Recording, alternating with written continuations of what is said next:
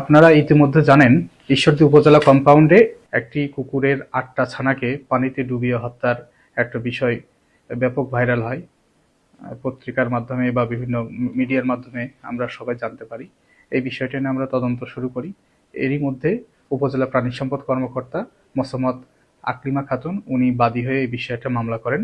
মামলা রুজু হওয়ার সাথে সাথে আমরা যার নামে একজন আসামি নিশি খাতুন বা নিশি রহমান, তাকে আমরা অ্যারেস্ট করি।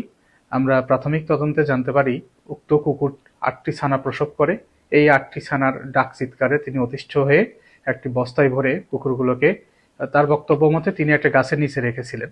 পরে কে বা কাহারা সেই কুকুরের ছানাগুলোকে পুকুরের মধ্যে ফেলে দেয়। কুকুর ছানাগুলোকে খুঁজে না পেয়ে মা কুকুর ছোটাছুটি কান্নাকাটি করতে থাকে। তখন উপজেলা প্রাঙ্গণে যারা অন্যান্য কর্মকর্তা কর্মচারী আছেন তারা বাচ্চাগুলোর সন্ধান করে। অনুসন্ধানের এক পর্যায়ে যখন নিশি বেগমকে এবং তার স্বামীকে জিজ্ঞাসা করা হয় কুকুর ছানাগুলো কোথায় আছে, তারা জানেন না বলে জানান। কিন্তু তাদের একমাত্র পুত্র, তাদের পুত্র আফাম, সানশাইন আটা ময়দা সুজি, ভালোবাসায় তৈরি, তিনি বলে যে আমার মা কুকুর ছানাগুলোকে বস্তায় ভরে পুকুরে ফেলে দিয়েছে।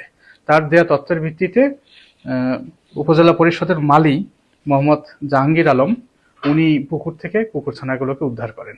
এ থেকে আমরা ধরে নিতে পারি যে মূলত ওই উক্ত নারী নিশি রহমান, তিনি এই হত্যাকাণ্ডের সাথে জড়িত থাকতে পারেন।